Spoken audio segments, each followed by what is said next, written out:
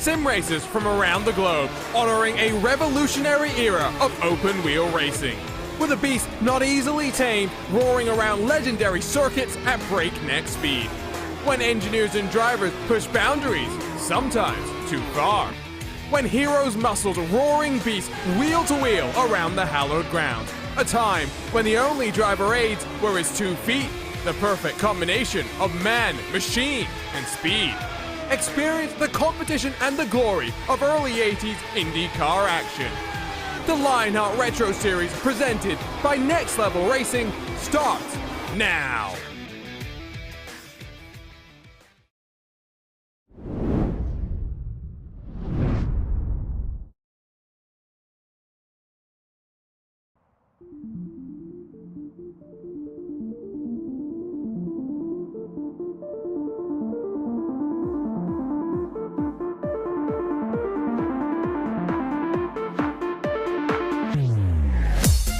At the start of every new racing season, nerves run through the paddock.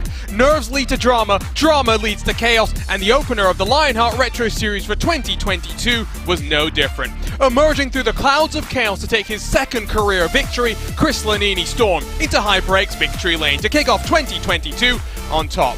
However, in the 12th closest finish in series history, plenty of names put themselves forward as championship hopefuls. Now though, they must spark some magic at the Magic Mile. This is New Hampshire, and this is the Next Level Racing 150 at New Hampshire, presented by Butt Kicker.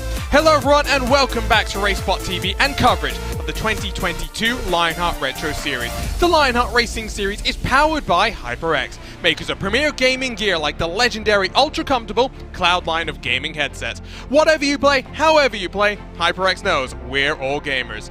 My name is Arjuna Kankipati, joined alongside, as always, by the wonderful DJ Clark. And right off the back of a firework-filled race at the Homestead Miami Speedway, we go short track racing for the first time this season. Let's dive straight into our Next Level Racing pre-race show. And DJ, fireworks is an understatement. 38 cars took to the track a couple of weeks ago. Only 18 finished on the lead laps. And in those last 3 laps, we saw car after car, driver after driver get mixed up in incidents. Somehow, we didn't finish under caution, and what a finish we had. What a finish indeed. It was absolutely what you come to expect from these Lotus 79s when you get them on some of the super speedway or mile-and-a-half oval configurations. It is exactly the kind of primer that you want for this season. But really and truly, this is where we get into some of the meat and potatoes of this series. Short tracks, road courses, this is what makes this series so special. And I think this is going to be a little bit more determinant of what will be the pecking order for this series. Here's a look at your series schedule presented by Next Level Racing. 3 races in the month of March. We'll have a bit of a down break again before we go road racing at Watkins Glen. It all leads, though, to our first Triple Crown of the season. Race 4 takes us to the Tricky Triangle. Let's look at your driver standings presented by Next Level Racing. It was a Graphics LC Motorsports 1, 2, and 3. Lanini leading the way from Razmas and Tyler Groff. Ricky Hardin, David Sirois, Alex Guyon all up there in the top 6. David Sirois, after a very disappointing performance for him in qualifying, able to work through the field, very reminiscent of what we saw from him in the latter stages of 2021 when his road course pace started to transform into some oval pace as well. Well, you look at these driver standings and you might tot up the numbers and say there's only one team that could be in charge of the team standings presented by HyperX, and you'd be right. Graphics LC Motorsports now have more than 60-point advantage. The thing that I'm now watching for, though, DJ, is last year it was Avatar Auto Racing that led the way. 2 of their drivers are now with MadWorks Motorsports. Yes, they had some issues in those closing stages, but Graphics LC has started this campaign off on the right foot. It's on MadWorks to bounce back after Homestead Miami. It certainly is. It's going to be the impetus on them, but if anybody can do it, it is the drivers in those MadWorks Motorsports machines. The one thing I will have to say, though, is a couple of the drivers, including Tyler Groff, looking very, very racy here tonight in that Graphics LC Motorsports trio. They may be able to continue on their domination here in New Hampshire tonight. Let's take a look at your rookie standings presented by Butt Kicker. Last year, Matt Taylor was your rookie champion and also fighting for the overall championship. But here, it's Adam Fraser, Hugo Gallas, and Will Gibbs in the top 3. Gibson Racing has been impressing both in the Retro Series and in the Speedway Series, so keep an eye out for them. They will definitely be ones to watch. We're here, though, for the 6th season of the Lionheart Retro Series as we take a look at our series details presented by Gomez Sim Industries. The car, the classic Lotus 79, not necessarily designed to go oval racing, but we'll take it around the fastest and the shortest ovals around the US. We'll go road racing across the planet. It's always a custom fixed setup, and that's important, DJ, because it does mean you're driving with your 2 hands, your 2 feet. There's no driver aid that's going to come into play. Most certainly, it is very, very tricky to get these cars to be working around here, but what it is it all comes down to driver skill, and especially at a track like tonight, like New Hampshire, it is all about momentum and rhythm, finding that build in the car, and it also means that these cars are going to feel different from the beginning to the end of the race, and that's something that we'll continue to talk about throughout tonight, as well as over the course of the season, is seeing who has a better feel for the car later on in a run as compared to early on. Giving out over $7,000 in total cash and prizes. The season champion wins a Next Level Racing GT Track Racing cockpit, as well as a Moser Racing DD base and a Formula rim. Plenty of excitement for those prizes. The Triple Crown, we're not far away from getting that underway. Will we see drivers, a single driver, finally able to conquer all 3 of them as they try and chase down Aaron Morgan, the defending series champion who's on a part-time schedule but does return today because he loves himself a little bit of New Hampshire here and the Magic Mile. Talking through these event details presented by Moser Racing, it's a trip to this Magic Mile, which is not actually a mile, but just over a mile in length for the first short track of the season. Pole position has never managed to convert into HyperX victory lane, and Dustin Wardlow is the man to beat. 3 wins in a row from Season 2 all the way through to Season 4. None of those races did he lead the most laps, so do watch out for that. Last year we saw the closest margin of victory at just over half a tenth of a second, but it is going to be a place where passing is difficult. Maybe expecting a kind of a stop and start race, but ultimately qualifying here much more important than it was at Homestead, DJ. Yeah, most certainly. This is going to be a little bit processional, I think, especially for the first part of this race, where a lot of the passing that you're going to see is going to be taking place on starts and restarts. But once the car loosens up a little bit, these tires wear in and the fuel loads get lighter, the cars get a little bit dancier, and they're able to be a little bit more aggressive with how they want to be running the car around. So we'll have to keep an eye out for that. Don't be surprised if we see a relatively mundane start to the race and some fireworks fire off later on. It's what we've come to know, to love, and to expect. That closest finish, by the way, kind of an outlier. A couple of races have ended under caution. A couple of races, the gap's been about 3+ seconds. But the big change, at least when it comes to the tire compound for today, is the fact that we are expecting tires to be a factor. Now, these are bias ply tires, which traditionally were designed to run the entire length of the race. But the update last year has changed things around. We didn't see so much tire strategy at the Homestead Miami Speedway, but the word from the setup guru for Lionheart, Andrew Kinsella, is that he's not expecting the front tires to be able to go more than a single stint. The rear tires, well, maybe if you're smart, maybe if you're careful, you can take just 2 front tires and get 2 stints out of the rears. You might see some drivers try right sides only, but this is a new dimension, DJ. It's something that we haven't seen. We don't know what to expect, and that's where maybe a rookie might have done the testing, might know where he wants his car to be in terms of strategy. It may spring a surprise here in just the second race of the campaign. They may indeed, and yeah, as you said, drivers not used to taking tires at all in this series, and so that is really, really going to change things up. We're going to have to see what that strategy plays out, and we're going to have to keep an eye on drivers as they come in and out of pit lane, whether they're taking 2, whether they're taking 4. And the big unknown here and the big challenge with taking those tires is the fact that it's not like a normal pit stop that you would see today in IndyCar or Formula One that's going to be about a sub 8-second stop. These take a little while more to be able to get those tire changes done. It takes more than it does to put a tank of fuel in the car. And so if you come in under green and take tires, that is going to rack up massive points, and you are going to go multiple laps down, and you have got to hope that everything plays out well for you with cautions. Well, practice comes to a close. It's time to go fast in qualifying for the Next Level Racing 150 at New Hampshire, presented by Butt Kicker. 35 cars getting ready for this solo qualifying session. They get 5 minutes, the track to themselves. One thing that we tend to see though, DJ, is the fact that because the lap times are so short, you've got the ability to choose when you run out onto track. Is drivers pick when they go out, because we're racing in the afternoon. Temperatures might dip very slightly as we work our way through these 5 minutes of qualifying. Take a look at these conditions right now. 78 degrees Fahrenheit in the air. 106 down on the track itself. Not much wind, which I'm sure the drivers are loving.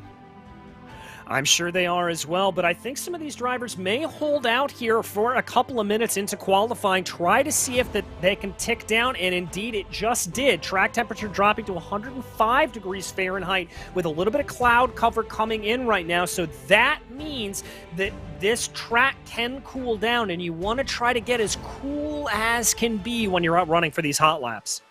Take a look at your defending champion, Aaron Morgan, who says he wanted to run all the road courses, but he likes New Hampshire so much that when I chatted with him a couple of weeks ago and told him, you know, New Hampshire's on the schedules, it's on the schedule soon, he's like, oh, okay, I guess I'm going to have to show up for that one. So the 24 rolls out. No number one for him like we've seen in some of the other series, especially for, of course, Adam Blocker, who campaigns at number one in the Lionheart IndyCar Series, but the times are coming on in already.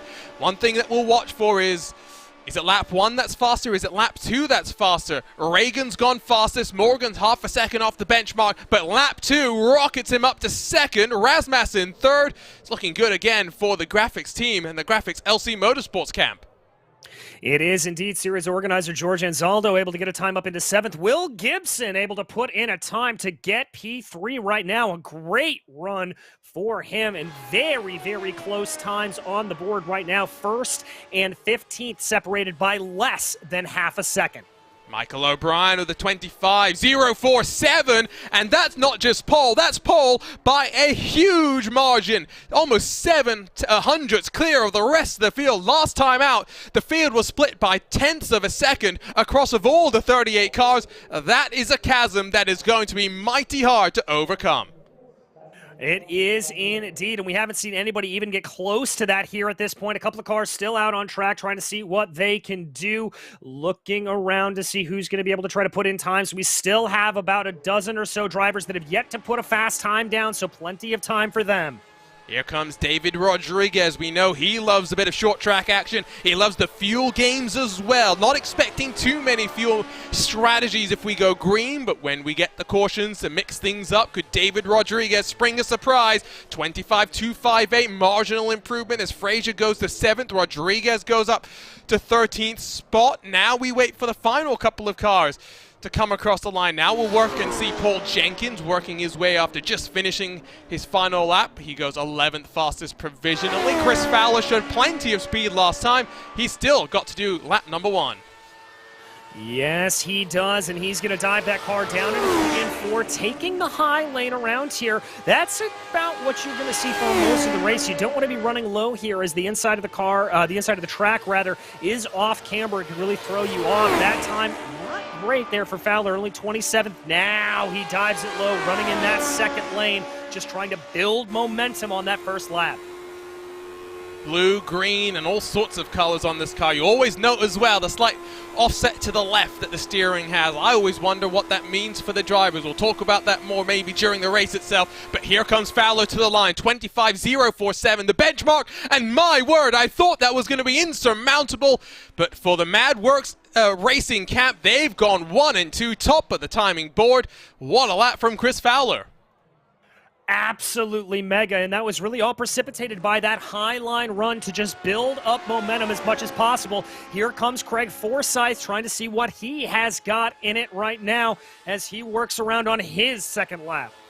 Got his first career Lionheart victory just this past week. Can he do the double after winning in the DW12? 25.01. The benchmark is only a 25.5. That's going to be down the order. It's only going to be mid-top 20s for him, and indeed he's down all the way in 29th. Plenty of end-of-line penalties, which I do think means that we are done with qualifying the order will not be shaken up. And, well, you quickly just talk about MadWorks Esports. Last time out, last couple of laps kind of disappointed them. They started this one off the best way possible, and knowing how difficult passing is going to be, that's crucial for their hopes. It is indeed, but do remember that we haven't seen a driver from pole position win the race here at New Hampshire, so could that curse continue on? Chris Fowler's going to be hoping to change that up. Well, I tell you what, 142 laps are on the board. Let's go ahead and take a look at our butt kicker starting grid for the Next Level Racing 150 at New Hampshire. Chris Fowler on pole position makes it a MadWorks Motorsports lockout of the front row. Those front two cars and a different postcode to the rest of them behind. Chris Reagan rolls off on the inside of Ricky Hardin on row 2, while Matt Taylor and Aaron Morgan, championship rivals and teammates in 2021, share row number 3. Michael Schofield and Adam Frazier 7th and 8th, while Will Gibson and Mike Rasmus make up the top 10. Chris Staples and Paul Jenkins, 1,000 split them, they'll share row number 6. George Anzaldo and Gabriel Witt will be in 13th and 14th, with David Rodriguez and Cody Wenz in 15th and 16th. Alex Guillon and David Sirois, the Raven Lavoie Motorsports pair, 17th and 18th for them. Tyler Groff, Isaac Snyder, 19th and 20th, while Luis Gonzalez Nunez and Hugo Gallas are on row 11. Chris Lanini and Rodrigo Munoz right behind them, 23rd and 24th. Cristobal Valenzuela and Trevin Malone, 25th and 26th, while Mike Rigney and Robert Mikes share row 14. Craig Forsyth and Danny Roberts have some work to do, rounding out the top 30. Luke Daniels, the final car to set a lap time here. Dustin Wardlow has an end-of-line penalty. If he wants to make it 4 wins here at New Hampshire, he's got a whole heap of work to do. Gary Gotzo, Jim Herrick, and Marius Velokas, all cars as well that do have end-of-line penalties after the melee that we did see New Hampshire at Homestead, Miami, but we've transitioned now to short track racing. What a treat we've got in store, and as always, we've got plenty of onboard cameras, but we've got 4 featured ones to walk you through right now. Let's start, of course, with Chris Fowler, who has your butt kicker onboard camera. Sim racing is better with butt kicker. Visit thebuttkicker.com.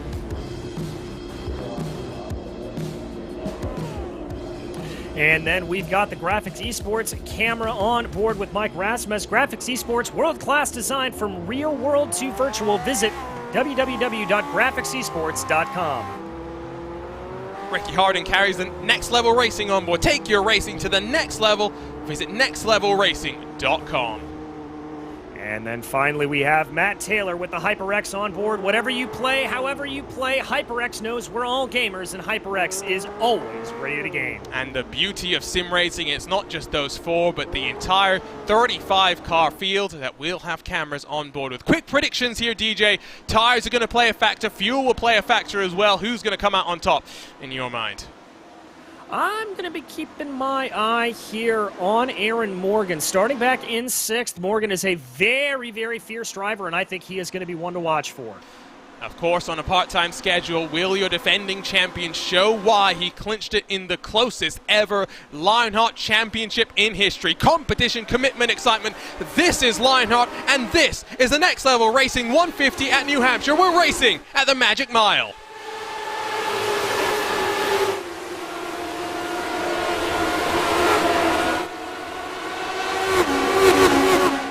Single file for the top 2, some action for 7th position as we squabble our way down. You said this might be a procession, but onto the inside, here comes O'Brien, who lost 2nd initially to Reagan. He's trying to fight that one back as they complete lap number 1.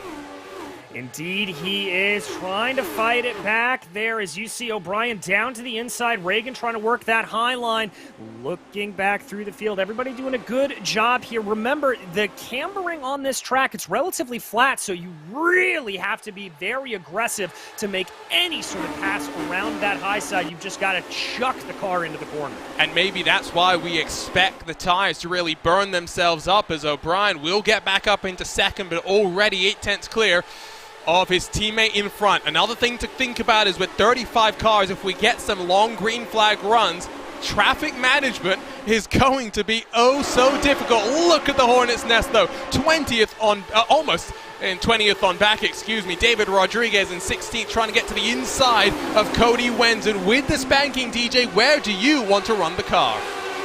I want to run that car pretty much where Rodriguez ran it right there. You want to be in that second lane around the track. Now, as I said, there is a little bit of off-camber that exists on that lower lane. You don't want to run the car there. It can really, really throw you off and out into the outside wall. That lower lane, the second lane, that is perfect positioning for Rodriguez. So the top 10 or so very much committed to the single file as yellow flag flies. Trouble on the racetrack, first time today. And oh, that's Luke Daniels not just in trouble in the wall, and he's got mixed up with the Candyman, Dustin Wardlow's hopes of making it 4 wins in 6 visits here to New Hampshire have gone up in smoke. Both cars take the tow, and we slow things down for the first caution of the day. All right, so this is going to be a little bit of a mental reset for these drivers, and rest assured, Chris Fowler not happy to see this come out. He had a great gap built up. Let's go back to the replay and see exactly what happened there as we come around, coming out of turn 2 there. This is going to happen down into 3. So they enter the corner. You see the Candyman in the white and red, and oh, I think that might be Forsyth that gets a little bit squirrely just in front of him, and that is spectacular. 10 out of 10 for the attempt, but 0 out of 10 for the landing for Dustin Wardlow. Now look rearwards with Craig Forsyth. They're not going to give us the greatest angle. This is going to give us a slightly better one. So it is Forsyth that I don't think he gets loose there. I think he just gets a little slow into the corner.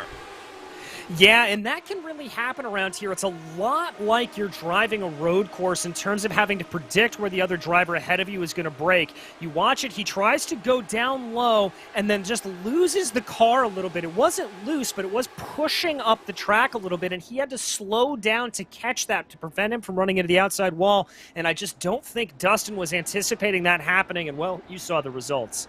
Couple of cars have come down onto pit lane. Cody Wenzen, Hugo Gallas, Forsyth maybe with a bit of damage, but Gary Godso, Jim Herrick electing to follow. Remember, it's a 142-lap race. The fuel window just over 50 laps. So an interesting call from these guys. Maybe they'll try something different when it comes to the tires. All the times indicate that it was a fuel-only stop for them. Interesting call from some of the front runners, from some of the guys further back in the field to come down and pit. What's your thoughts on that call? Well, if you're farther down in the field here at this point, Arjuna, you've really got nothing to lose. We've talked about how difficult it is to pass around here. You might as well try to go off cycle a little bit, see if you can do something to catch another caution right. We average about 3 or 4 cautions around this circuit whenever we race here, and so you're banking on another one coming, and if you catch it at just the right time, that can find you up to the front of the field, and I like the gamble. I'm going to throw you under the bus for a second here. You said you don't really like this track. Why? What makes this track so difficult in your mind? It is such a rhythm-dependent track. You really have to feel it out, and to be able to hot lap around here in these Lotus 79s is one thing, and you can get a good rhythm that way, but when you get into the aero wash around here, it completely changes the way you have to run. And for me, it was just a track that I could never find that rhythm trailing behind another car. I could never really find the speed behind another car to be able to keep up behind. It's just a difficult track. So the first caution will come to a close. Luke Daniels and Dustin Wardlow have both been mixed up. Luke Daniels has already left the racetrack. Back to the green. Chris Fowler has led all 8 of the laps so far. He'll lead across the line to bring us back to the green. Nice orderly restart here, but Reagan again gets a great launch. Look down low. Matt Taylor follows in behind, trying to make it. And Madworks Motorsports 1, 2, and 3 for the second time this season. You think about the run that they had at the Homestead Miami Speedway. They're bouncing, they're keeping up, straight where they left off as Morgan looks inside as well. Yeah, they really are keeping up a good pace here early on, but it's a long race to go. They've got to be careful, and as we've talked about, tire wear is going to be a big thing to keep in mind. I wouldn't be surprised if you see some of these leaders backing off a little bit, not being nearly as aggressive, not going too wide as a way to preserve these tires. Taylor holds on. Michael O'Brien holds on as well. We'll look backward. Team yellow and white car down low as he tries to sweep around down the inside of the Canadian in front of him. Also see the lines they're running. They're not all the way down on that yellow line. They're arcing the corner just that little bit more, DJ. Yeah, they really are, and that's, as I said, it's sort of twofold. Number one, you want to keep momentum up around here as much as possible and use as much of the banking as you can, but then also that low line, that lowest groove there, it's actually off camber. It comes back up against you and can really throw the car off. Plenty of battles, as you can see right now.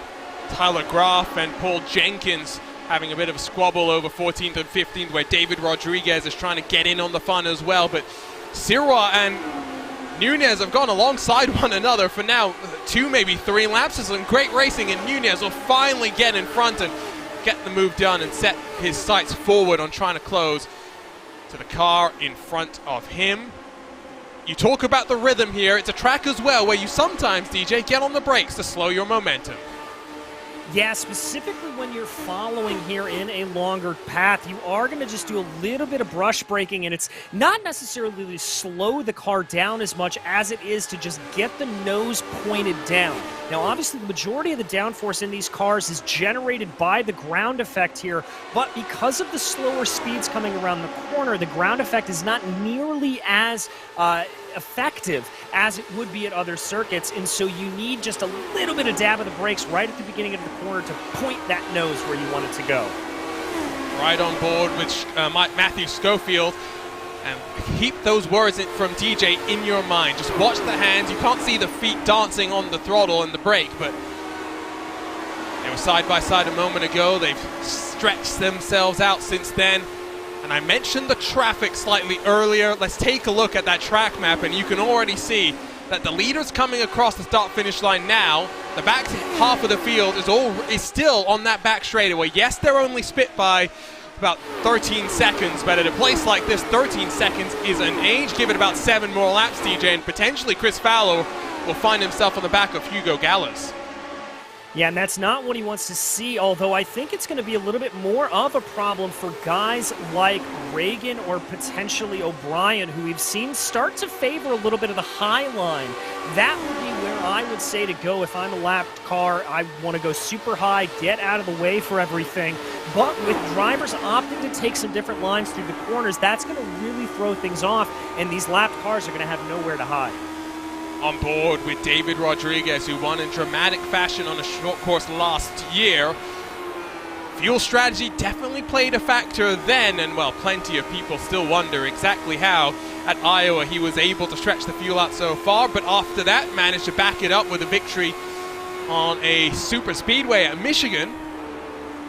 Trying to now be consistent in this 2022 Lionheart Retro Series campaign. Tyler Graf working on the back of Gabriel Wood as well. Plenty of fighting back here. The top two starting to just stretch their legs bit by bit, breaking away. There you can see Fowler and O'Brien already now 1.2 seconds clear of Chris Reagan, and Reagan's going to start really feeling the pressure from Matt Taylor to make it a MadWorks 1-2-3. Yeah, he certainly is, and the problem here for Reagan is the fact that he's not going to have the draft to be able to pull up on these straightaways. Now, that is going to come to his benefit when he's coming through the corners. He's going to have some clean air. He'll be able to position the car a little bit more of how he wants to, and he probably won't have to use the brake coming through the corners, just a little bit of a lift-off, as he doesn't need to really reinforce that nose turning. But he is going to be losing out on the straight line speed, and that could present an open opportunity there for Matt Taylor. So you said you don't like New Hampshire, but compare this to a place like Iowa. Is short track racing in this car all about rhythm? But is that rhythm harder to find here than at some of the other places we'll visit in 2022?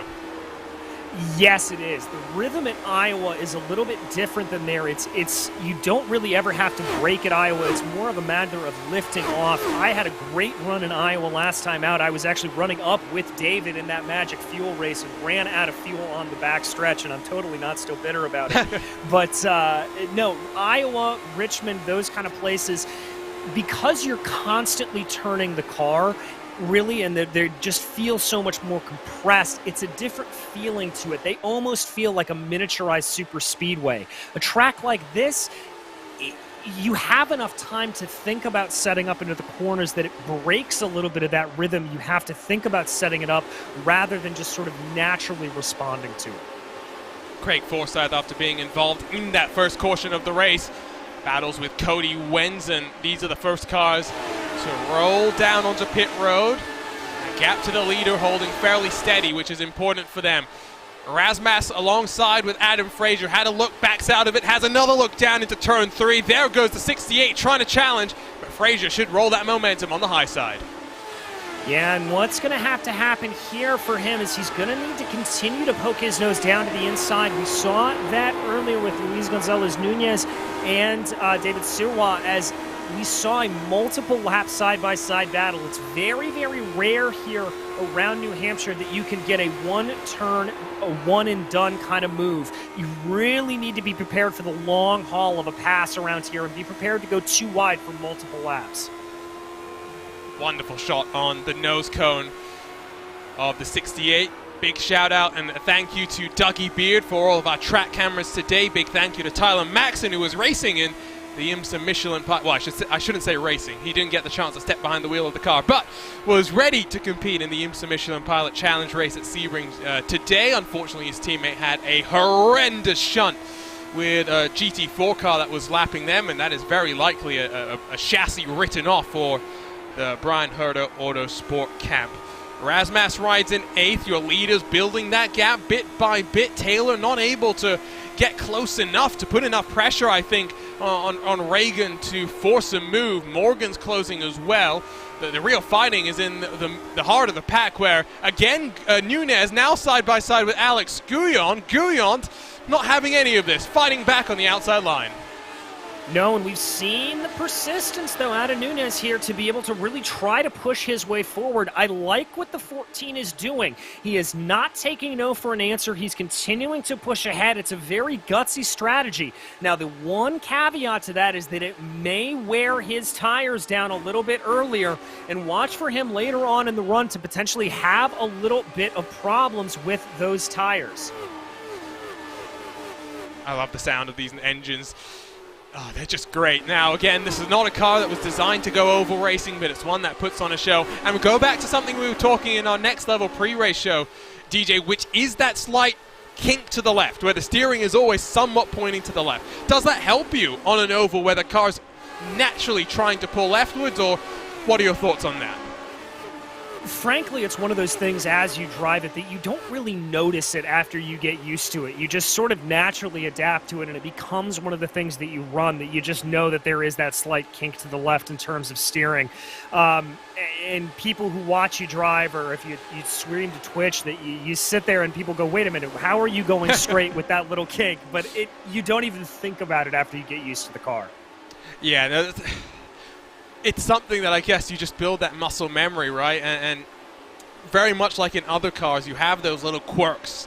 For example, in a GT3 car, you understand how it's going to get into the ABS and how you want to avoid that, especially here on iRacing, where the ABS tends to be a little bit more primitive. So you understand what that feeling is like, and you know when to let off the brakes just a little bit. Similar kind of a thing that you'd see here today. Again, there was a big change last week across the service, not necessarily to this car, with the release of the new iRacing build. 2022 Season 2 is now underway. Updates to the likes of the GT3 cars, new content coming in leaps and bounds. A couple of tracks, including a dirt track being added to iRacing, which I'm sure the dirt community loves. Got Winton and Aston Martin GT4, Brazilian stock cars, plenty of exciting content as we now look at the battle between Lanini and Malone all the way back in the pack. And I've got to criticize Trevor Malone for just a second here. No teal, number 34. He's got to get on that and get that distinctive car back out on track. But very big build, DJ, and one with plenty of excitement no matter what corner of the sim you like to partake in. A new NASCAR Legends car being added as well. Yeah, I mean, it's a great range of stuff. I know I, for example, definitely took out the Aston Martin and had some good fun in that. I'm always a big fan of the car, and oh my goodness, Arjuna, it sounds so fantastic. It's got that AMR grunt the way it goes, and that has been a whole bunch of fun for me to take out. Also, being a good Hoosier boy, I had to go out and take out the old midget around Federated Auto Parts Speedway and go tear up some dirt.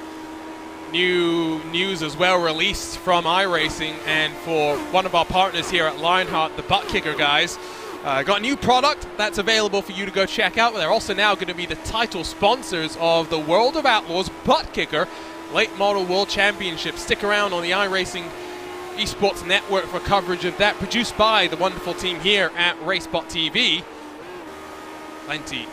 Plenty of news coming out. Riding on board with Tyler Graf, who after being on the podium last time out, a little bit back in the pack, if you will, DJ. He's all the way in 14th, and you said this might be a somewhat processional race, and I don't want to say it's going exactly that way, but it is, again, a race where it's difficult to pass. We've had that one caution, we've gone green since then, and if we get into the pit stop window, we always talk about this on ovals, but the danger zone. You don't necessarily want to be the one that comes into pit first.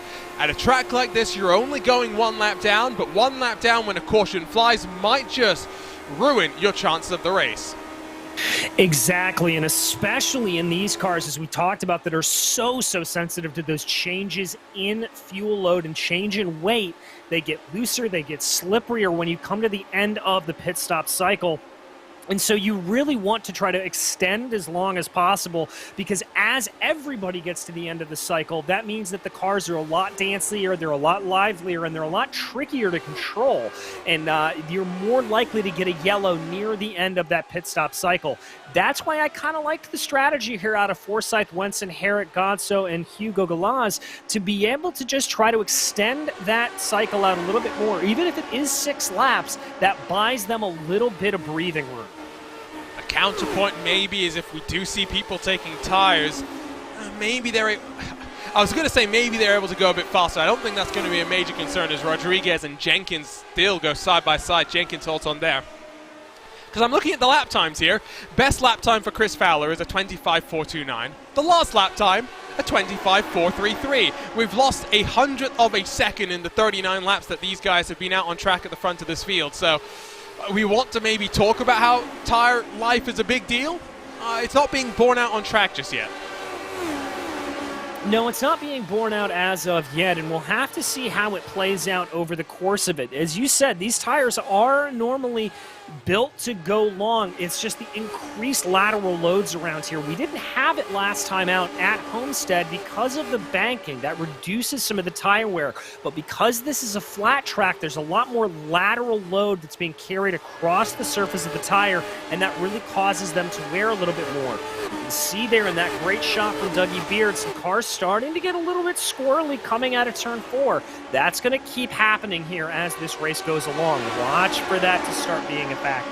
And surely then you maybe want to migrate your line up just a little bit more, reduce the amount of force that you're adding onto that tire. And Rodriguez, who was going low for the early stage of this race, is almost running, as they called it in NASCAR last year, a video game line, riding up against the wall. Caution flies, trouble again.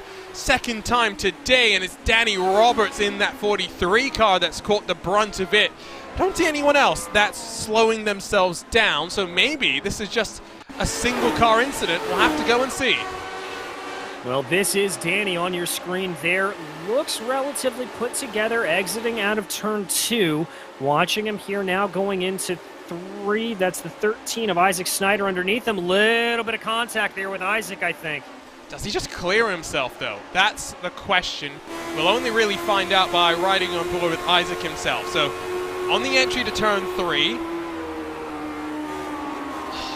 it's one of those things where it's so difficult to tell, but first indications, at least from my perspective, is I think Danny Roberts just tries to pinch where there was always a car alongside him.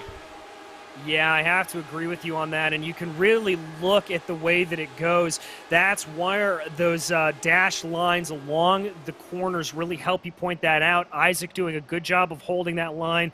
I think Danny may have given him just a little bit too much of a pinch, but what this is going to do, Arjuna, is this means pit stops are coming strong. And you'd expect everybody would come down. Now, will people take tires? Will anyone try? Oh, you can see up on the jacks they go for the first time in a long old time. Tires being taken, but look how short that was for some of these cars. That was a really short roll for them. Now, was that a one-tire strategy as they're 3 wide off of pit road? Befuddled but loving the fact that we've now got to figure out what's going on with the rubber on these cars. Well, the one driver that I know that took a little bit of an alternate strategy was Ricky Harden. It looked like he only took front tires. Everybody else, at least going up onto 2 jacks, so that may have meant that they either took 4 or they took 2, and they were just the outside tires as they would go in potentially. So we'll have to see how that plays out. But I think Ricky Harden's strategy, one that I'm going to be keeping an eye on there in that number 7 machine. Now, big mover, or loser, I guess you would say, is Chris Reagan, who's dropped behind Taylor and Morgan. So it is now a MadWorks 1, 2, and 3, as still under caution for the second time today here. Now, I believe the lights are still on the pace car, so we're going to get at least... No, they're off. Going back to green this time. All the field came on down. From here, you could make it with just one more pit stop. Excuse me, lights are still on the pace car. Clearly, I need to get my eyes checked. But from here, you can make it with just one more pit stop. The question will be, if we get more cautions, depending on when they fly, how do you cycle through this race? Well, that's going to be the question. I think right now what's going to be on the forefront of these drivers' minds is now they know how these tires are going to degrade a little bit, and they're going to be pushing very, very hard at the start of the race, at the start of this stint. They are going to absolutely try to be flying on it. We've seen how hard it is, and watch in particular for Matt Taylor, I think, in 3rd place. He does not want to give O'Brien and Fowler that same gap that he did last time. So this time, the lights should drop off of the iRacing pace car. There it is. He'll be down on pit lane once more. Our delightful pace car driver, Benny, who's seen plenty of action today. Benny and Barney, it's a nice little pair. Get back with 46 laps in the books. We'll work lap 47. Couple of cars diving onto pit lane to top off on fuel. Hugo Gallers and Gary Godso. And you were talking about how pitting under that first caution was a good idea. I like this call from the two of them as well to just top that car off with fuel coming to the green flag. Yeah, that just gives them a little bit of an edge there as they go along, and it could just be the strategic advantage they need if this becomes a fuel-saving race.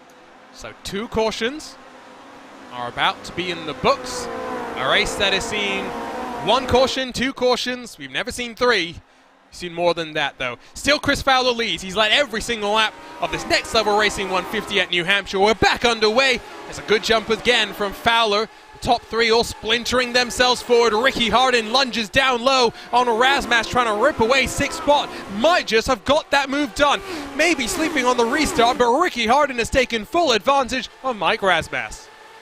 That was a mega move and definitely precipitated by taking those fresh front tires. You can see he's just got a little bit more drive mid-corner there. It does that bright blue number 7 machine. He looks very, very strong here in the early stages of this restart.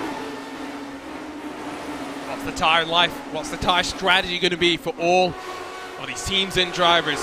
Tyler Graf, Chris Staples alongside one another as they bobble out of turn 2. Big shuffle down to the inside as well from Paul Jenkins as he looks to the inside of the 0-4. Already now an 0.8 of a second advantage up front as once more Chris Fowler uses that clean air to run away. Clean air seems to be oh so important. David Rodriguez looks to the inside of Paul Jenkins as Luis Gonzalez Nunez tries to get past Trevor Malone as well. They're 2 wide, 2 deep, but the outside line rolling plenty of momentum as they come down into turn 3. Yeah, you're really seeing this aggressiveness start to play out. As I said, they know they need to get these passes done now while everybody's bunched up, and they're able to do it. It looks like Jenkins has got a nose ahead as they cross over the start-finish line. Not sure how long he's going to be able to hold on to it, though. There is Jenkins up front. He is able to pull out ahead, and now the battle behind him starting to shape up between Rodriguez and Lanini.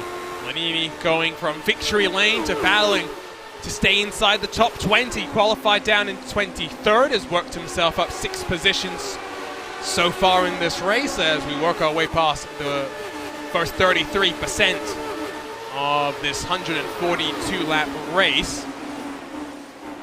Now, no matter how much you want to run your preferred line in a spot in the pack like this, you've got to run the line that you're given, and that's where adaptability is is going to be vital. Gap out front, over a second now. Fowler really maybe taking to heart what you were saying just as that caution was coming to an end, DJ, whereas you now understand what the tires are doing. You have the numbers as to how much they have worn off as well. So Chris Fowler knows how much he can attack in clean air, and so he's going for it straight away. Michael O'Brien's trying to close him down, but that 20 car is a rocket ship in the early stages here. Yeah, it certainly is. Really able to pull a good gap. And Arjuna, that point you made about running the line that you're given, that has really two meanings behind it. One, it is in terms of where the other cars are around you that you're running side by side with. The other part of it is trying to get a little bit of clean air onto the front of your car. You want to run about a half a lane up or down of the car in front of you to just get some clean air onto the front wing of this car to help that car rotate around the corner a little bit more. If you're able to do that, you're able to run a little bit faster, and that's why I think you see the multitude of lines that drivers are taking around here. We're getting a good look on board with Luis Gonzalez Nunez, who is being our roving cameraman right now. The battle for 17th continues to go on, and that's a good move from Trevor Malone to finally get on past Chris Lanini. You go down low, you might pay the price.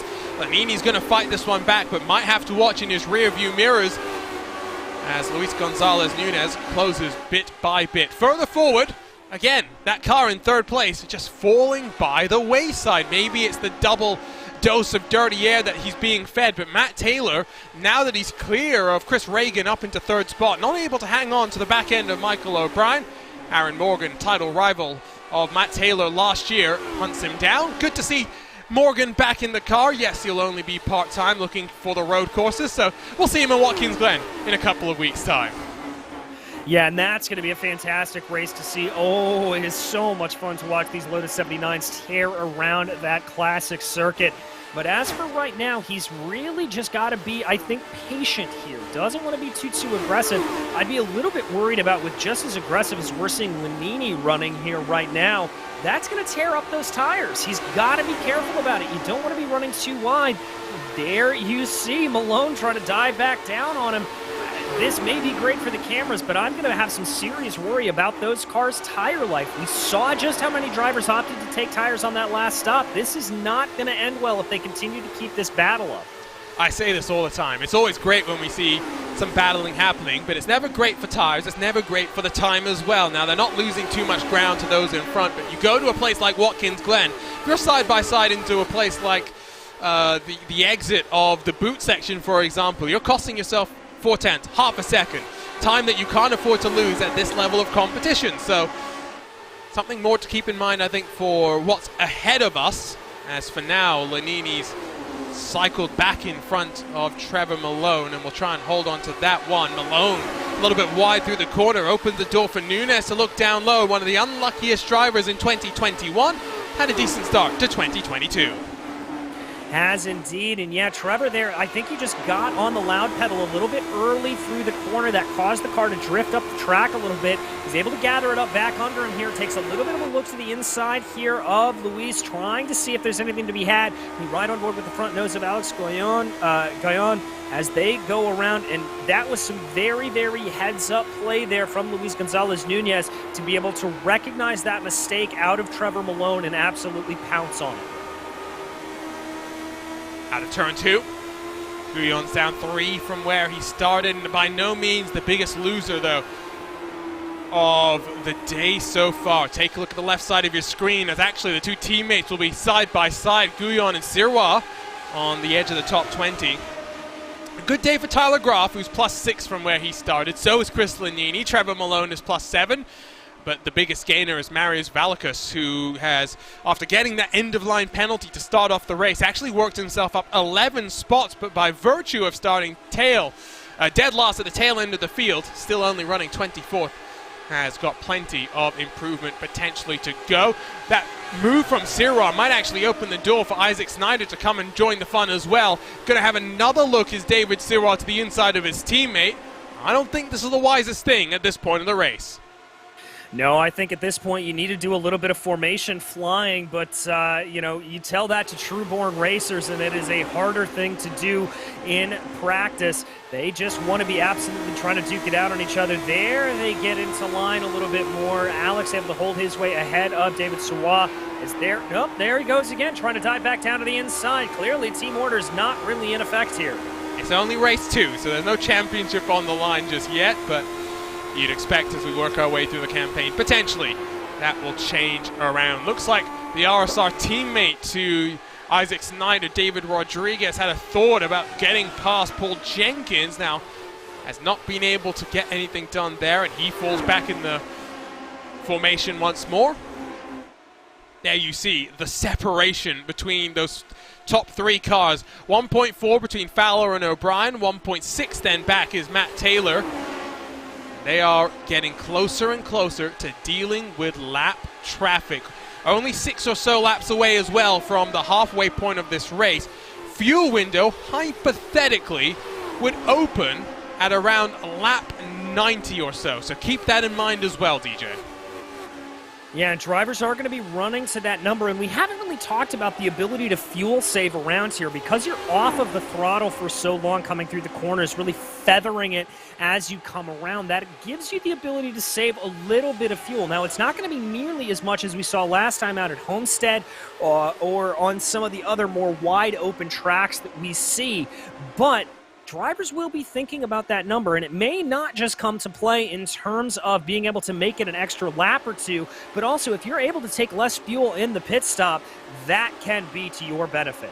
Well, we don't usually do this for drivers that have had incidents before we get to this Moser Racing driver profile, but let's just highlight very quickly Dustin Wardlow. 80 career starts in this Lionheart Retro Series, 38 top 10s, 24 top 5. 6 wins, of which half of them have come at this very place, but the most significant win of them all surely was in Season 1 of the Lionheart Retro Series at our Indianapolis 250. Can't wait to get that Triple Crown race underway once more. He's also won a second Triple Crown race, actually 2 more, at the Auto Club season finale, but experienced driver, veteran driver who we didn't see too regularly in 2021. Good to have him back.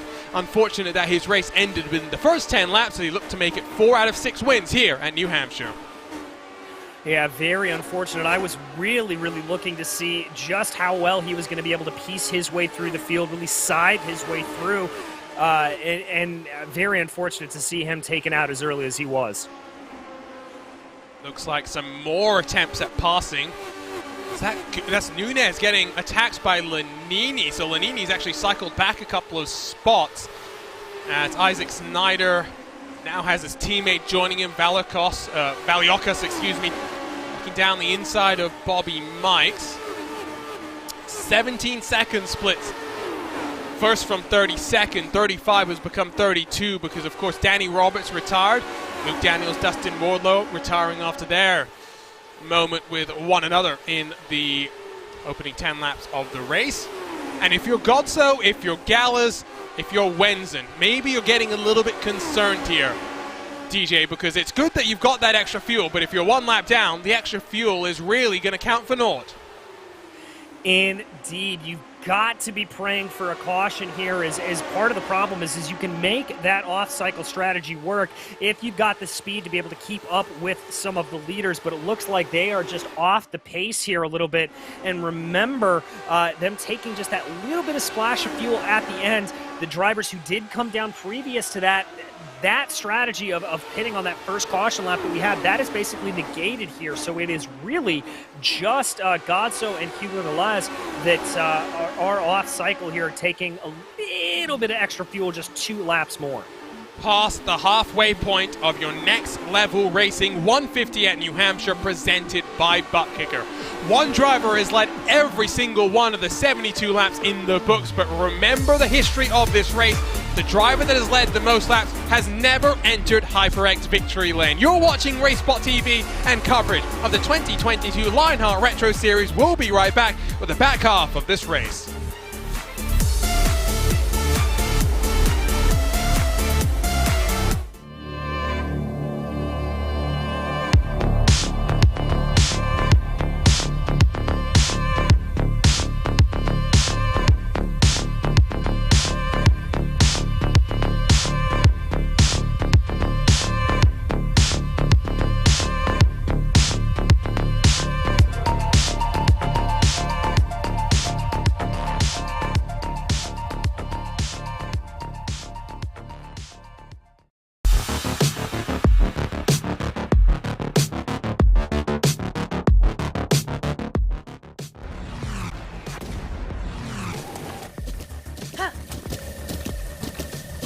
With the Butt Kicker Gamer 2, what you see and what you hear is what you feel. Butt Kicker. The future is feeling.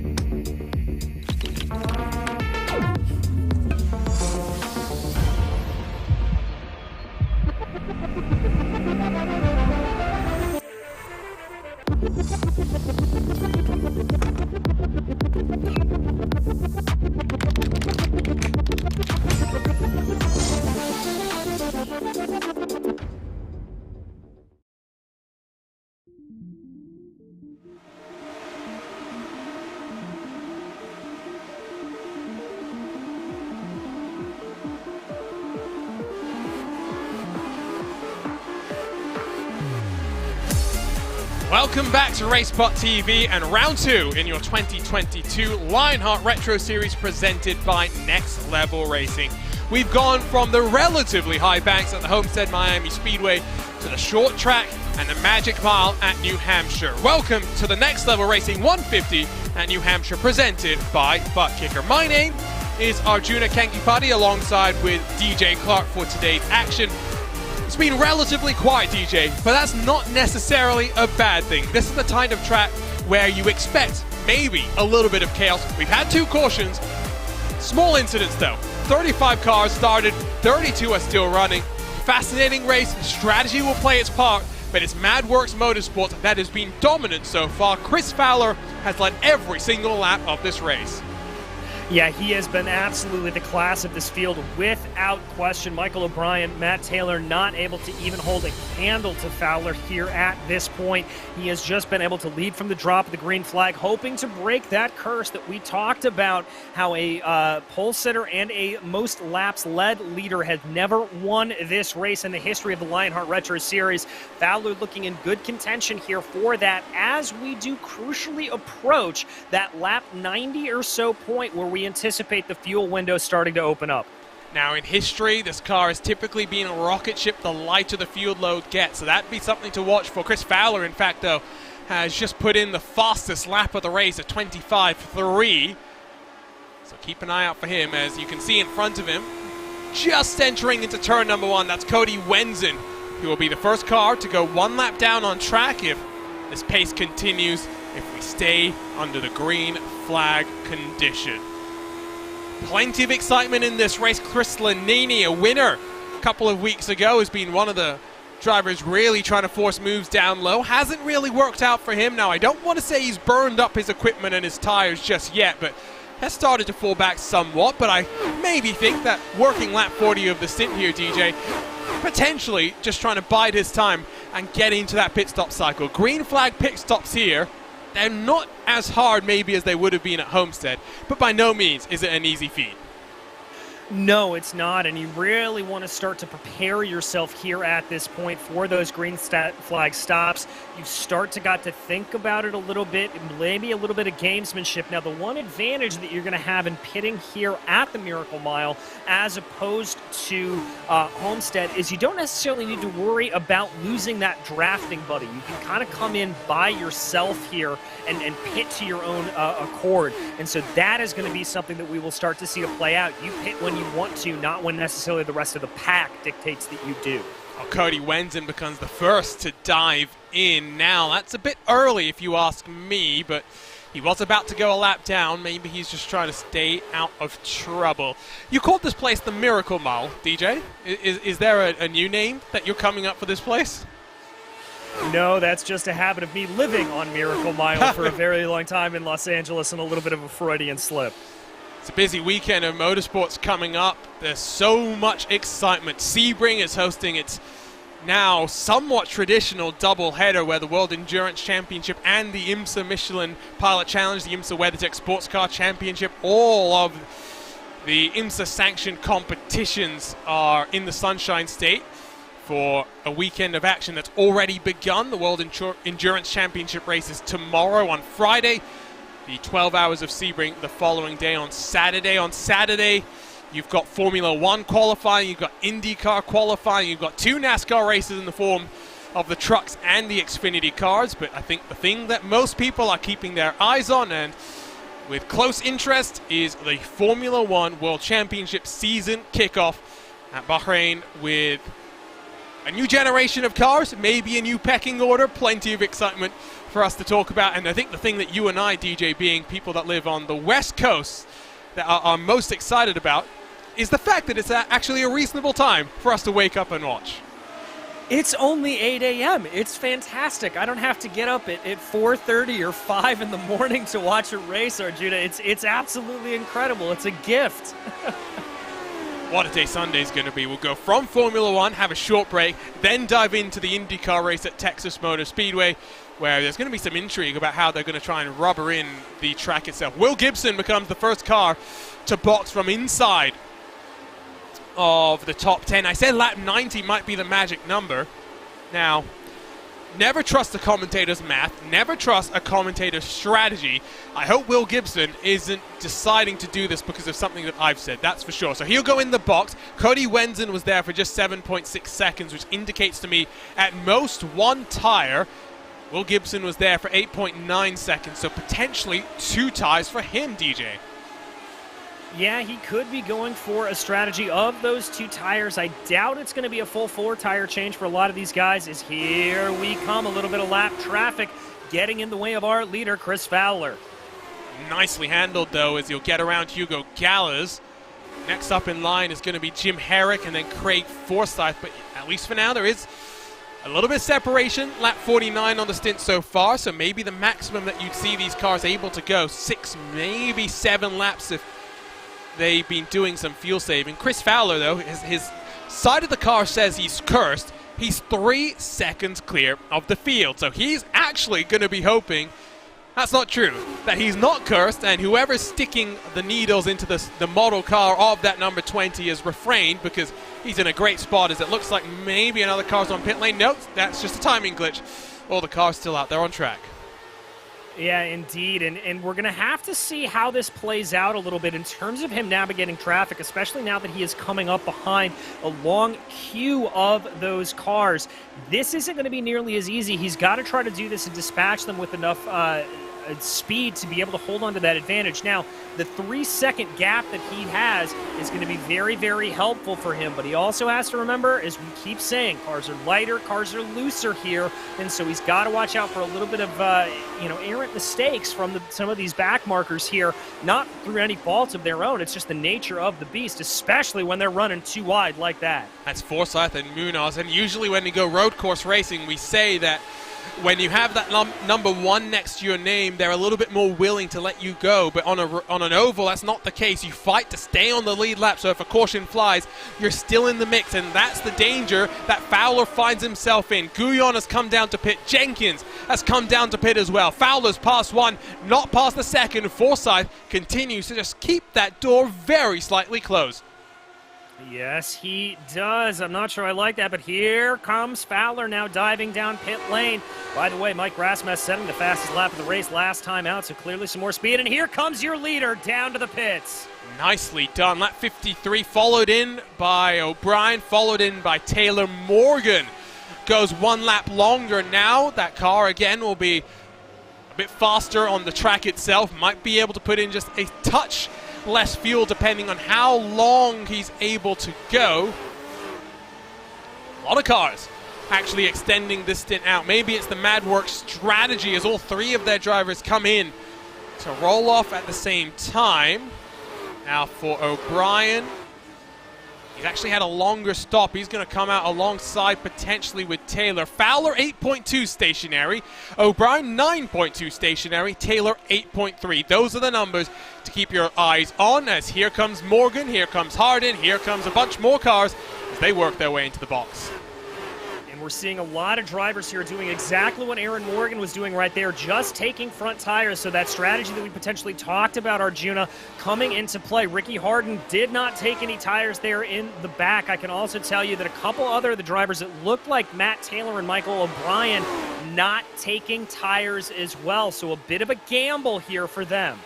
And it's worked out nicely for Morgan, who's actually now jumped in front of Matt Taylor by virtue of the pit stops. We did talk about the danger zone, but it does appear as though most cars are out of that danger zone. Such was the gap that was built up. Net race leader, is Chris Fowler, who leads from Michael O'Brien, Matt Taylor, Aaron Morgan squabbling for second spot as Morgan doesn't get the best run through the corner, and Taylor tries to ramp out of turn 2, but backs out of that one for now.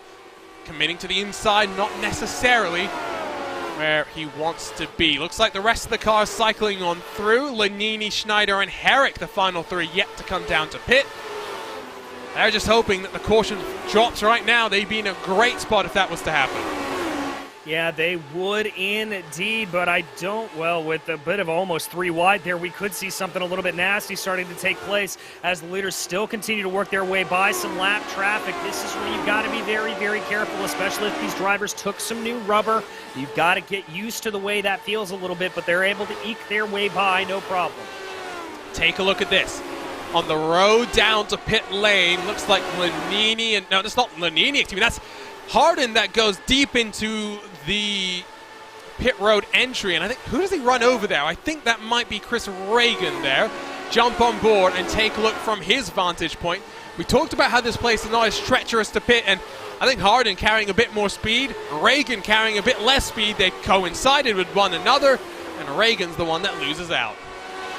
Yeah, and that can really happen. That is one of the things that separates some of the best drivers here in this series, is the ability to carry speed to the absolute last possible minute coming down into pit lane. You can gain positions by doing that, and I think Reagan was just trying to be a little bit more cautious, not wanting to get a pit lane speeding penalty, and Hardin able to carry some more speed. And remember, these cars do not have pit limiters. You have to keep your pit lane speed on your own. That's what we love. More challenges for the drivers. So battle for third to keep our eye on, as Morgan has fallen back slightly from O'Brien, but still in the clutches of Matt Taylor. The battle for 13th continues to go on. It's Gabe Wood and Chris Lanini now squabbling amongst themselves down the order. Lanini again very committed to the inside line. Every car is pitted. Question would be, if we get another caution, do you come down for fuel, DJ? For tires, excuse me. Well, I think the way we've seen this race pan out, it's I wouldn't come down for tires. Track position is the absolute king around here, and I think diving down pit lane for tires here at this point would frankly be just sacrificing that valuable track position in order to maybe gain you a couple of positions off of the restart. That's the thought process then from DJ Clark. Up to the driver's thing. That's the one we really got to keep our eye on. Battle going on up and down through the field. I'm trying to figure out exactly where we want to be looking right now. Here comes to the inside of Reagan, Isaac Snyder. So Reagan's now all the way down in 20th position after running around in second for that first stint of the race. That's got to be heartbreaking for him. He'll lose that spot to the 13 for now. It's Craig Forsyth, a rather late pit stop for him, has worked himself down for, I think, actually the second time potentially. Not sure if there was some trouble for him, although from the pit stop time does not indicate that was the case. Will Gibson was one of the first cars to come down and pit, and he's been swarmed by Matthew Schofield and company. Looks like potentially some technical issues for Will Gibson. And we talked about how at high speeds, at Homestead Miami, that can be something difficult to deal with. Could be equally difficult on the tight confines of a short track like this. Yeah, it certainly can. As if you've got a little bit of technical handling, you have to be so pixel perfect around here to really nail all of the corners exactly right. If you lose a little bit of speed, you lose a little bit of momentum, it's not only going to sacrifice you through the one corner, but it's going to sacrifice speed down the straightaway here and really until you can get reared up for a whole other lap. So those little technical gremlins that can come back to bite you, they are a big concern on a short track like this. George Anzaldo gets past Adam Frazier, and I think Will Gibson has got the memo. He's going to be ducking down to pit road to get out of the hornet's nest. That's what he is going to be doing. I'm going to steal that phrase from you, by the way, DJ. Pixel perfect. I love it. I can't take credit for that. I think actually somebody mispronounced it when they meant to say picture perfect, and I just appropriated it to sim racing. Yeah, love it. Love it. That's one of the greatest lines I've ever heard. If you ever remember who mispronounced it, do let me know so I can give them their due credit, as it were. So Reagan now down outside of the top 20. What a day it's been for him, showing some great promise. You have to look forward to Watkins Glen. High speed, high commitment, flowing racetrack as well. Upstate New York, 2 weeks from now we'll go there. Should be a fun one. Is that the 23? I'm not sure who that is. 63, excuse me. That's Cody Wenzen trying to stay out of harm's way as the 13 of Schneider almost slides up into Guyon. You'd think this was for the race lead. No, it's for 17th spot.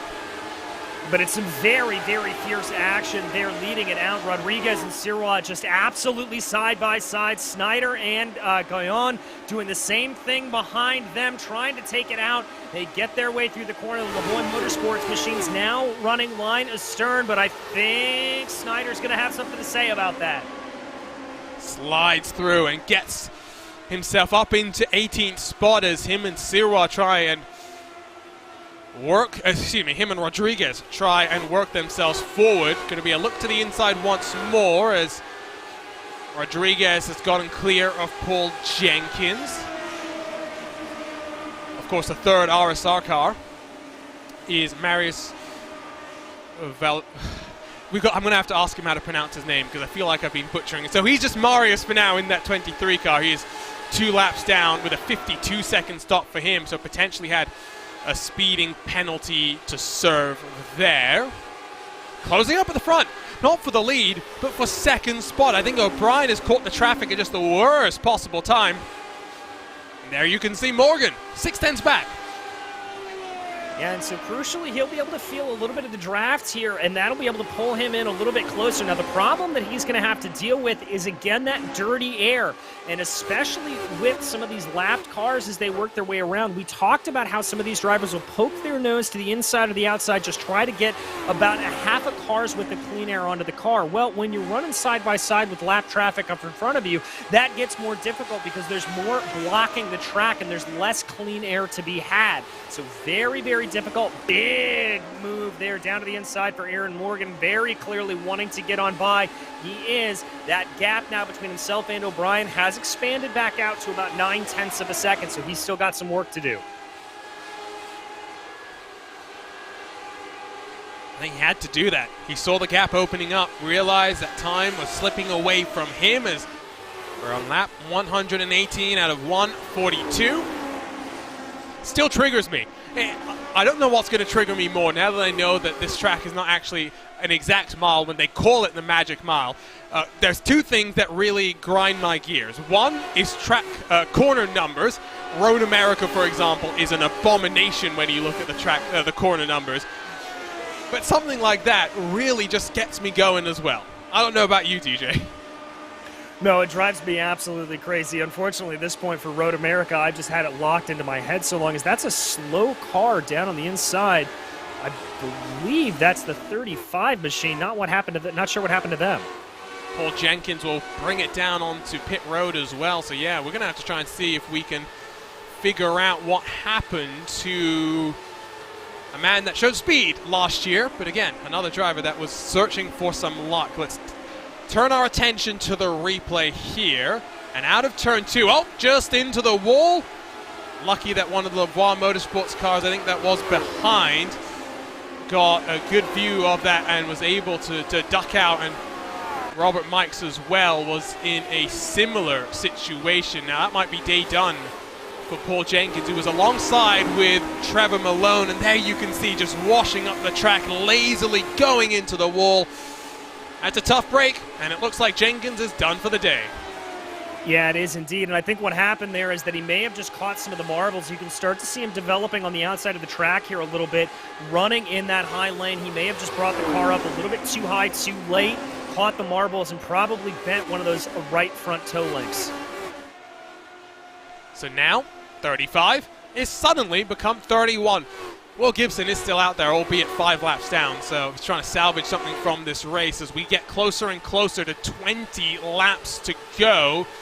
Malone has been able to break away from this battle behind.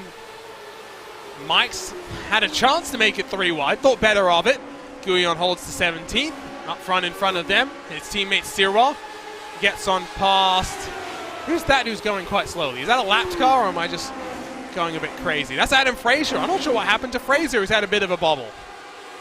I'm not sure either, as though that car looking like he's just trying to stay out of the way of things right here, so maybe another problem with him running high there.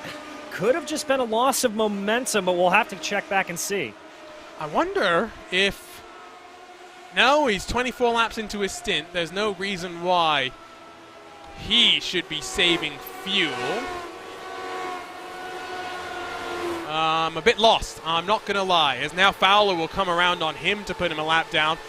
Out of the 31 still running, 17 left on the lead lap. Wouldn't be shocked if we end with maybe 10 on the lead lap at the pace that Chris Fowler is putting on the field right now. Masterclass display from that 20 car.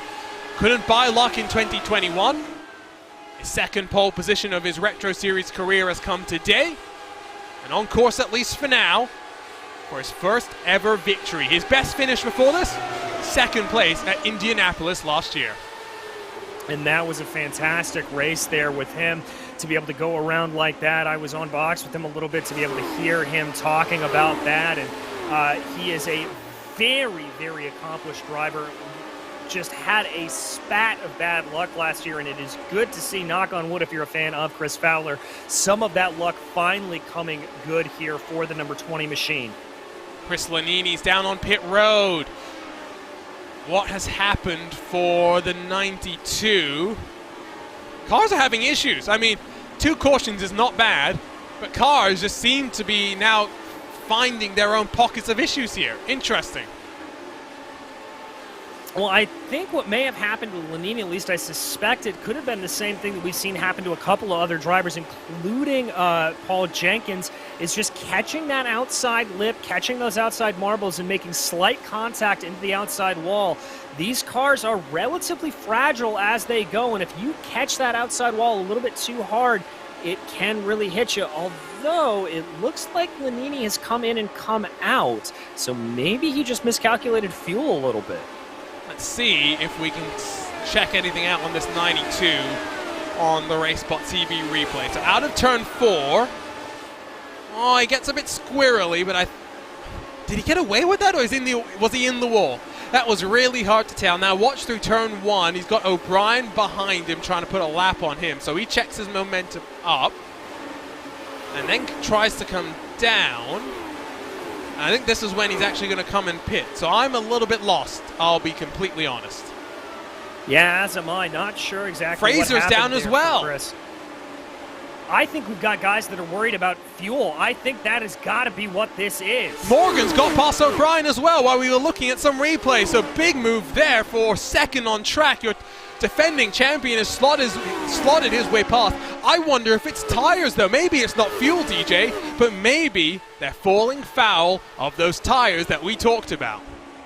Well, remember how many drivers we pointed out in that pit stop cycle that we saw last time have some problems with it. Matt Taylor falling back as well. Mike Rasmus able to get on by him.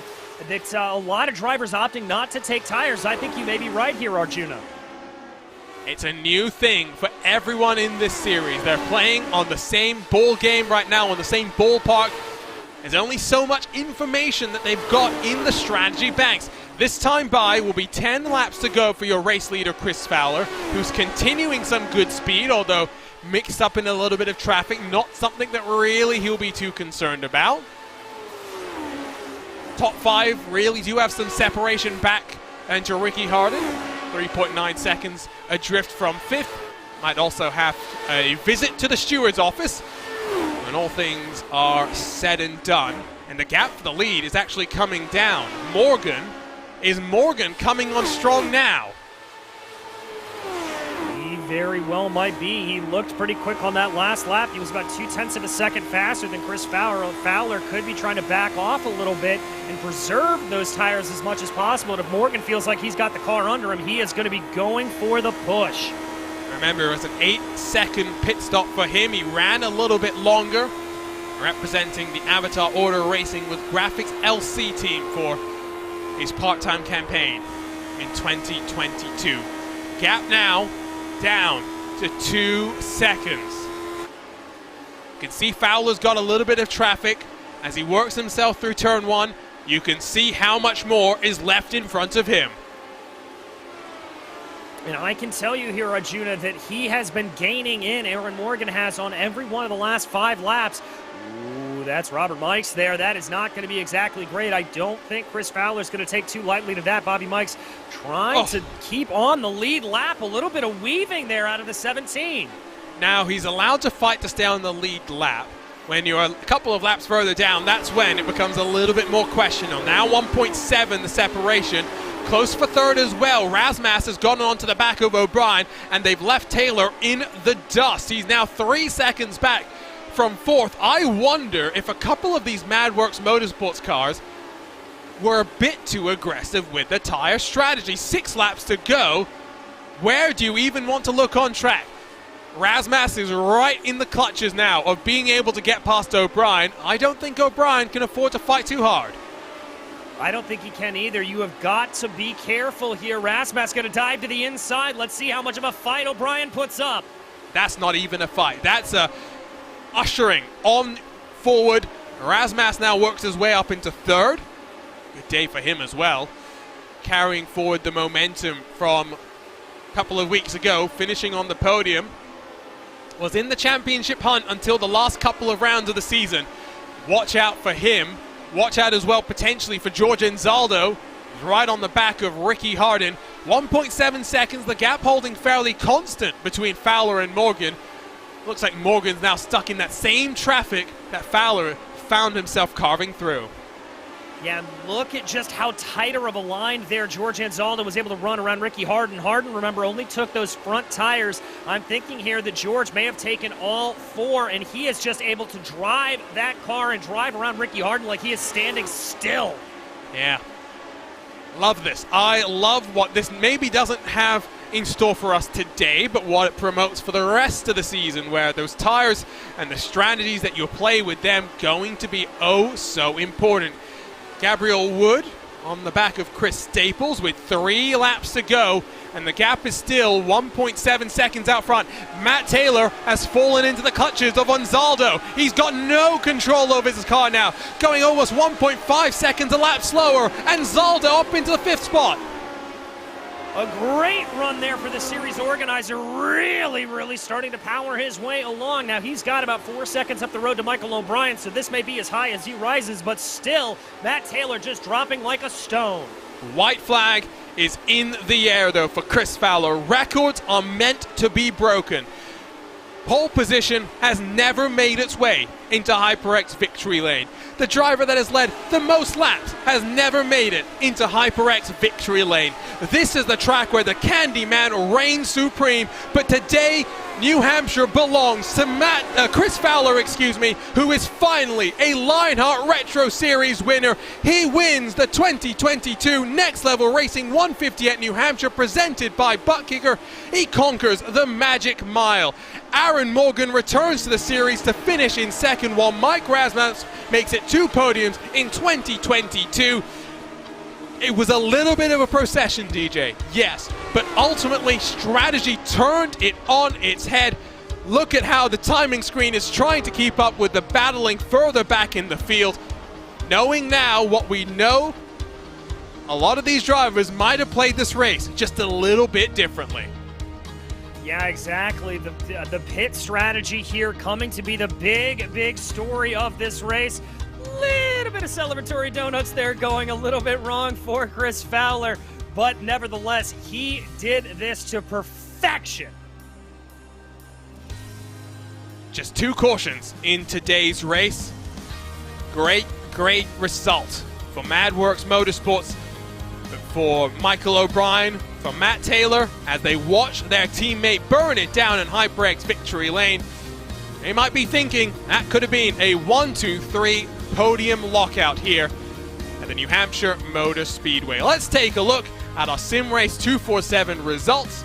Chris Fowler finally a victor in the Lionheart Retro Series.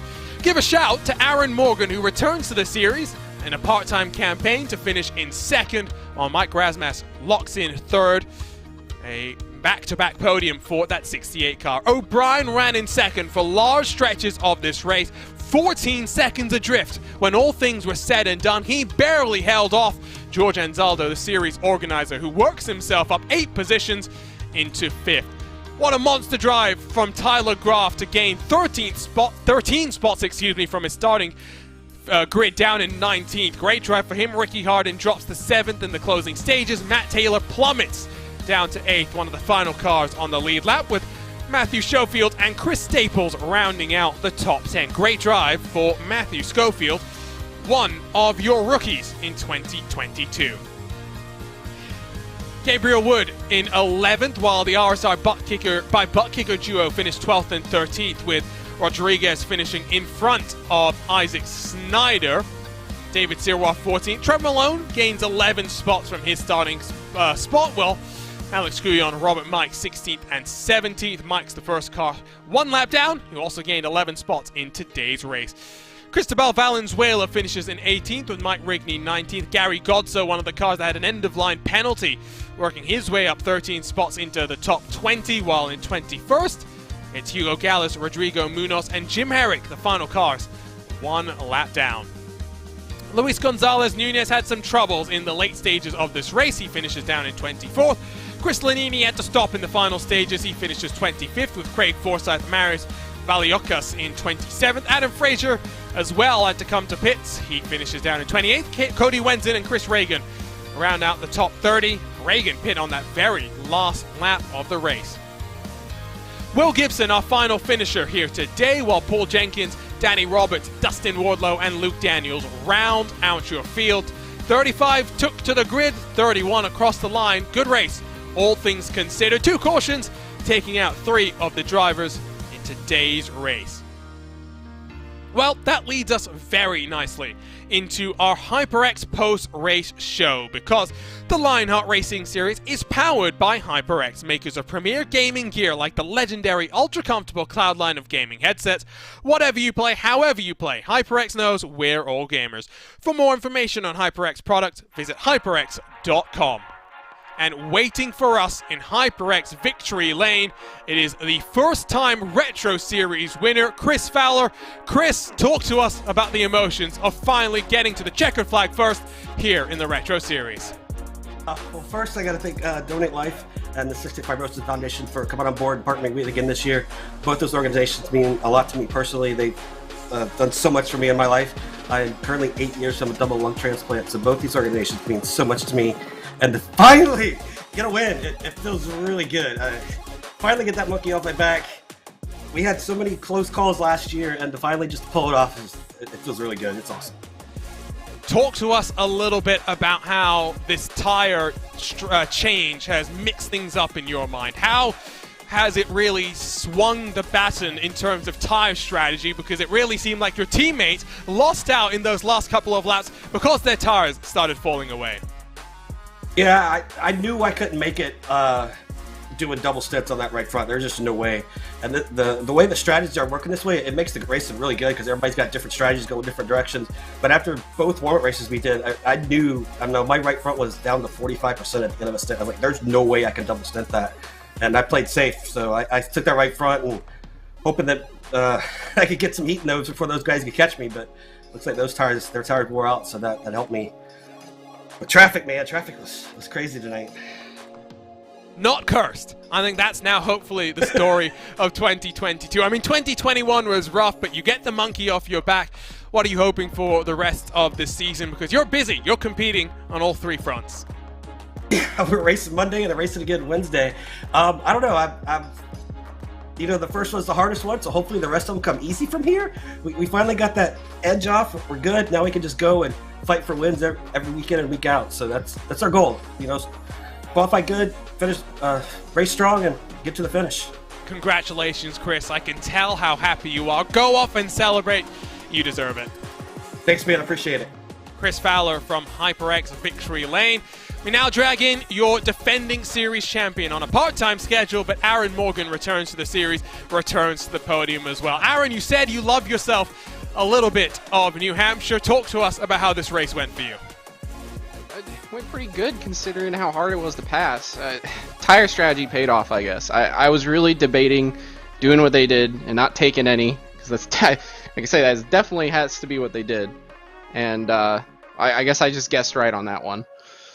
I mean, it changes things, right? I mean, it will change things on the road course. I have no doubt about that. But if this is how short tracks are going to be, you think to Iowa, to Richmond, the game has changed, and it's now about understanding what you want to do early, because it's very hard to adapt on the fly with a tire wear and tire strategy like this, right? Is this something that you like to see, or do you prefer it when we weren't changing the tires?